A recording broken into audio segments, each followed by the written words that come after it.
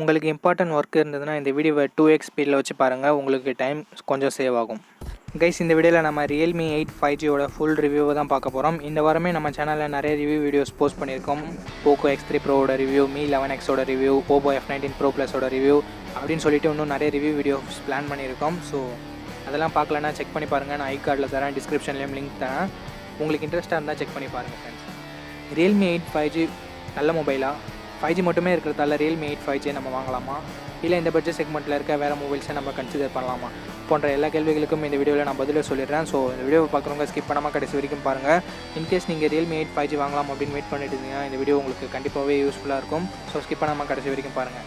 And பார்த்து முடிச்சோன்னே informative வந்துச்சுன்னா நம்ம சேனலை மறக்காமல் சப்ஸ்கிரைப் பண்ணிக்கோங்க. நீங்கள் சப்ஸ்கிரைப் பண்ண மறந்தாலும் பரவாயில்ல, தயவு செஞ்சு வெளியே போகும்போது மாஸ்க் போடுறதுக்கு மறந்துடாதீங்க. ஏன்னா இந்தியாவில் கோவிடோட செகண்ட் வேவ்ஸ் ரொம்பவே பயங்கரமாக பரவிட்டு வருது. ஸோ நம்ம கேர்ஃபுல்லாக இருக்கணும். இது உங்கள் டார்க்லைட் டெக். இந்த வீடியோக்குள்ளே போகலாம். ஃபஸ்ட் நம்ம இந்த மொபைலோட ஸ்பெசிஃபிகேஷன்ஸை ஷார்ட் அண்ட் ஸ்வீட்டாக பார்த்துடலாம். அதுக்கப்புறமா நம்ம ரிவ்யூவை கண்டினியூ பண்ணலாம்.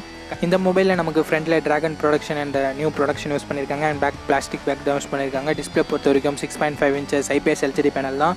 90 Hz ரெஃப்ரெஷ் ரேட்டோட கொடுத்துருக்காங்க. ப்ராசஸர் பொறுத்த வரைக்கும் Dimensity 700U கொடுத்துருக்காங்க. அண்ட் GPU Mali G57 இருக்குது. கேமராஸ் பொறுத்த வரைக்கும் 48 மெகாபிக்சல் ட்ரிபிள் கேமரா செட்டப் தந்திருக்காங்க. 16 மெகாபிக்சல் செல்ஃபி கேமராவும் இருக்குது. பேட்டரி 5000 mAh கொடுத்துருக்காங்க. அண்ட் 18 watt ஃபாஸ்ட் சார்ஜ் வரைக்கும் சப்போர்ட் இருக்குது. அதை பாக்ஸ்லேயும் இன்க்ளூட் பண்ணுறாங்க.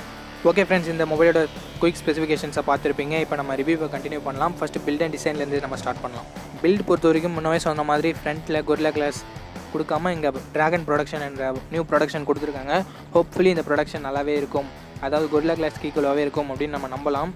அண்ட் பேக் பிளாஸ்டிக் பேக் தான் யூஸ் பண்ணியிருக்காங்க. கிளாசி ஃபினிஷில் கொடுத்துருக்கிறதால நமக்கு ஃபிங்கர் பிரிண்ட் ரொம்பவே அதிகமாக பிக்கப் ஆகுது அப்படின்னு தான் சொல்லணும். ஸோ நீங்கள் இந்த மொபைல் வாங்கி யூஸ் பண்ண போகிறீங்கன்னா ஒரு நல்ல கேஸாக போட்டு யூஸ் பண்ணுங்கள். அப்படி பண்ணிங்கன்னா கொஞ்சம் ஃபிங்கர் பிரிண்ட்லாம் அவ்வளோ பிக்கப் ஆகாது. அண்ட் டிசைன் பொறுத்த வரைக்கும் பஞ்சோல் டிசைன் தான் கொடுத்துருக்காங்க. ஃபிங்கர் பிரிண்ட் சென்சர் சைட் மவுண்ட்டில் தான் கொடுத்துருக்காங்க. இந்த ஃபோனோட திக்னஸ் 8.5 mm வருது. அண்ட் வெயிட் 185 grams வருது. ஸோ நமக்கு 5000 mAh பேட்டரி கொடுத்தாலும் வெயிட்டையும் திக்னஸையும் இங்கே மேனேஜ் பண்ணியிருக்காங்க. ஸோ அந்த வகையில் ரியல்மி நல்லா தான் பண்ணியிருக்காங்க. பில்ட் அண்ட் டிசைனுமே இங்கே குறை சொல்கிற மாதிரி எதுவும் இல்லை. பட் இந்த பட்ஜெட் செக்மெண்ட்டில் இருக்க மற்ற ஷியோமி மொபைல்ஸில் நமக்கு இன்னும் ப்ரீமியமான பில்ட் கிடைக்குது. It's okay, build and design பற்றி நம்ம அவ்வளோவா கேர் எடுத்துக்க தேவையில்லை. சப்போஸ் உங்களுக்கு முக்கியம்னா நீங்கள் வேறு மொபைல் கூட கன்சிடர் பண்ணலாம். இப்போ நம்ம டிஸ்பிளே பற்றி பார்க்கலாம். டிஸ்பிளே இங்கே ரியல்மி 8 கம்பேர் பண்ணும்போது கொஞ்சம் டவுன் கிரேட் பண்ணியிருக்காங்க. ஏன்னா அங்கே AMOLED பேனல் கொடுத்துருந்தாங்க, இங்கே IPS LCD மட்டும் தான் கொடுத்துருக்காங்க. பட் பரவாயில்ல, 90 Hz ரெஃப்ரெஷ் ரேட் கொடுத்துருக்காங்க. ஆல்ரெடி ரியல்மி 6 ரியல்மி 7லேயே நமக்கு இந்த டிஸ்பிளே செட்டப் இருக்குது. 6.5 inches Full HD + IPS LCD panel தான்.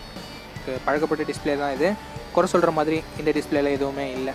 பட் 16000 ரூபாய்க்கு நமக்கு 120 Hz AMOLED கிடைக்குது. அதை கம்பேர் பண்ணி பார்க்கும்போது தான் கொஞ்சம் டவுன் கிரேடான டிஸ்பிளே அப்படின்னு நம்ம நினைக்கிற மாதிரி வருது. இந்த டிஸ்பிளேயோட பிரைட்னஸ் பொறுத்த வரைக்கும் 600 nits வரைக்கும் போகுது. அண்ட் வைட் 111க்கான சப்போர்ட்டுமே இருக்குது. அதனால் நம்ம OTT பிளாட்ஃபார்மில் HD கண்டென்ட்டை ஸ்ட்ரீம் பண்ணிக்க முடியும். ஸோ டிஸ்பிளே பொறுத்த வரைக்கும் ஆல்ரெடி ரியல்மி 6 ரியல்மி 7ல் பார்த்த அதே டிஸ்பிளே தான். ஸோ குறை சொல்கிறதுக்கு எதுவுமே இல்லை, நல்லாவே இருக்குது அப்படின்னு சொல்லலாம். சப்போஸ் உங்களுக்கு ரொம்பவே முக்கியம், அதாவது டிஸ்பிளே எக்ஸ்பீரியன்ஸ் எனக்கு ரொம்பவே முக்கியம் அப்படின்னு நினைக்கிறவங்க நீங்கள் வேறு மொபைல்ஸை கன்சிடர் பண்ணலாம். இப்போ நம்ம கேமராஸ் பற்றி பார்க்கலாம்.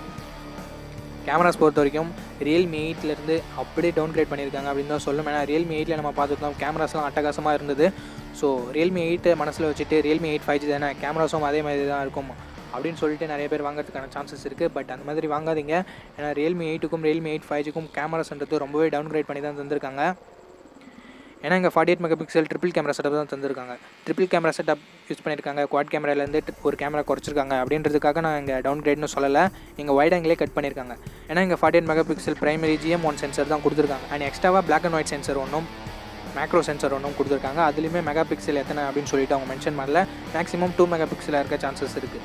ஸோ இங்கே வைட் ஆங்கிலும் கட் பண்ணியிருக்காங்க. மற்ற சென்சரும் இங்கே மெகாபிக்சலே அவங்க சொல்லலை. ஸோ அந்தளவுக்கு டவுன் கிரேட் பண்ணியிருக்காங்க அப்படின்னு தான் சொல்லலாம்.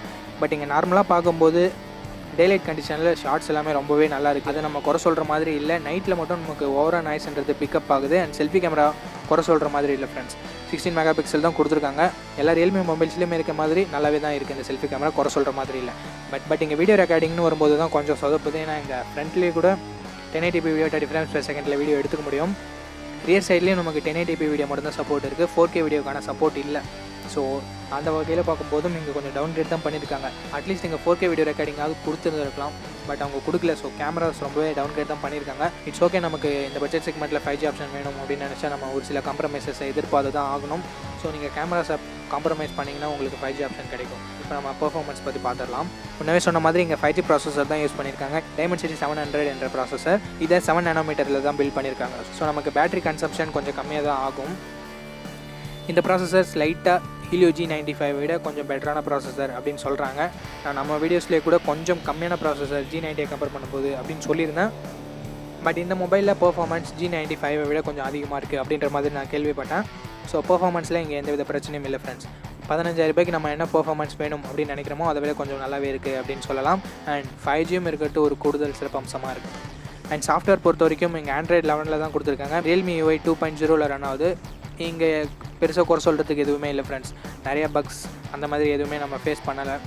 ரொம்பவே க்ளீனாகவும் ஸ்மூத்தாகவும் இருந்தது அப்படின்னு சொல்லலாம். ஸோ சாஃப்ட்வேர் வைஸும் சரி ஹார்ட்வேர் வைஸும் சரி realme நல்லாவே தான் கொடுத்துருக்காங்க. ஸோ அதுக்கு ஒரு அப்ரிஷியேஷன். இப்போ நம்ம பேட்டரி பற்றி பார்க்கலாம். பேட்டரியும் இங்கே நல்லா தான் இருக்குது ஃப்ரெண்ட்ஸ். ஏன்னா 5000 mAh கொடுத்துருக்காங்க. 7 nm ப்ராசஸர் அப்படின்றதால நமக்கு பேட்டரி லைஃப் இன்க்ரீஸ் ஆகும் அப்படின்னு நான் ப்ராசஸர் செக்மெண்ட்லேயே சொல்லியிருந்தேன். ஸோ பேட்டரி லைஃப்பில் எந்த வித பிரச்சனையுமே இல்லை ஃப்ரெண்ட். ஆனால் இங்கே என்ன பிரச்சனைனா realme 8ல் நமக்கு 30 watt ஃபாஸ்ட் சார்ஜர் கொடுத்துருந்தாங்க. இங்கே 18 watt மட்டும் தான் கொடுத்துருக்காங்க. ஸோ 0 to 100 நம்ம டாப் அப் பண்ணணும்னா கண்டிப்பாக 2 மணி நேரத்துக்கு மேலேவே ஆகுது அப்படின்னு சொல்லலாம். ஸோ அதுபடி பார்க்கும்போது கொஞ்சம் டிசப்பாயின்மெண்ட்டாக தான் இருக்குது. ஸோ பேட்டரி குறை சொல்கிற மாதிரி இல்லை, சார்ஜிங் ஸ்பீட் குறை சொல்கிற மாதிரி தான் இருக்குது. இதில் நம்ம எக்ஸ்ட்ரா ஃபீச்சர்ஸ் என்னென்ன இருக்குது அப்படின்னு பார்க்கலாம். எக்ஸ்ட்ரா ஃபீச்சர்ஸ் பொறுத்த வரைக்கும் டெடிகேட்டட் SD கார்டு ஸ்லாட்கான சப்போர்ட் இருக்குது. அண்ட் 3.5 mm ஆடியோ ஜாக்குமே இருக்குது. இவ்வளோ தான் இதில் இருக்க எக்ஸ்ட்ரா ஃபீச்சர்ஸ் அப்படின்னு பார்க்கும்போது இப்போ நம்ம ஸ்டோரேஜ் அண்ட் ப்ரைசிங் பற்றி பார்த்துட்டு அதுக்கப்புறமா ப்ரோஸ் அண்ட் கான்ஸை பற்றி டீட்டெயிலாக டிஸ்கஸ் பண்ணலாம். இந்த மொபைலோட 4GB 128GB வேரியன்ட் நமக்கு 15,000 ப்ரைஸ் பண்ணியிருக்காங்க. இதில் விர்ச்சுவல் RAM ஆப்ஷனும் இருக்குது. அதாவது இன்டர்னல் ஸ்டோரேஜில் இருக்க 3GB நம்ம கடன் வாங்கி ரேமாக கன்வெர்ட் பண்ணிக்க முடியும் அப்படின்னு சொல்கிறாங்க. அதாவது நமக்கு இப்போ 7GB RAM அப்படின்ற மாதிரி செட்டப் கிடைக்கும். 4GB RAM + 3GB internal ஸ்டோரேஜை merge பண்ணி நமக்கு 7GB RAM கொண்ட செட்டப்பாக தராங்க. பட் இது எந்த அளவுக்கு பெர்ஃபார்ம் பண்ணும் அப்படின்றது இன்னுமே டவுட்டாக தான் இருக்குது. இங்கே 6GB RAM பேஸ் ஆப்ஷனாக கொடுத்துருந்தாங்கன்னா எந்த வித பிரச்சனையும் இல்லை. பட் இங்கே 4GB தான் கொடுக்குறாங்க. 128GB கொடுக்குறாங்க. அது நமக்கு தேவையில்லாது தான். ஏன்னா நமக்கு டெடிகேட்டட் SD கார்டு ஸ்லாட் இருக்குல்ல.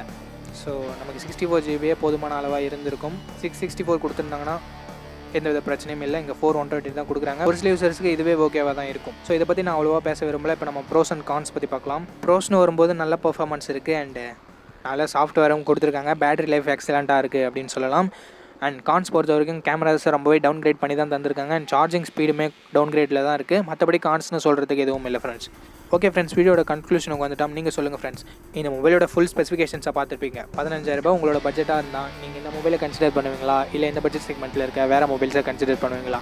உங்களோட கருத்தை கீழே கமெண்ட் செக்ஷனில் சொல்லுங்கள். பொறுத்த வரைக்கும் ஒரு 3 to 4 years நீங்கள் மொபைல் வாங்கிட்டு யூஸ் பண்ண போகிறீங்கன்னா அப்படி வேணால் நீங்கள் realme 8 5G கன்சிடர் பண்ணலாம். அப்படி இல்லைனா நீங்கள் ஒரு நல்ல 4G மொபைலே கன்சிடர் பண்ணுறது ஒரு நல்ல ஆப்ஷனாக இருக்கும். ஏன்னா இந்தியாவில் 5G வரதுக்கு இன்னும் 2 வருஷம் ஆகும். அதுவும் கோவிட்லாம் இருக்கிறதால 3 to 4 years ஆகக்கூட சான்சஸ் இருக்குது. அப்போ கூட நீங்கள் ஒரு 5G மொபைல் வாங்கிக்கலாம். இந்த வீடியோ பிடிச்சிருந்தால் லைக் பண்ணுங்கள், உங்கள் ஃப்ரெண்ட்ஸ் கூடயும் ஷேர் பண்ணுங்கள். நம்ம சேனலை சப்ஸ்கிரைப் பண்ணி பெல் ஐகான் ப்ரெஸ் பண்ணி ஆன்ல கொடுத்துக்கோங்க. அப்படி பண்ணிங்கன்னா இது மாதிரியான வீடியோஸை டெய்லி நீங்கள் 4 o'clock நீங்கள் மிஸ் பண்ணாமல் பார்க்கலாம். நெக்ஸ்ட் வீடியோவில் பார்ப்போம். Think positive, be positive.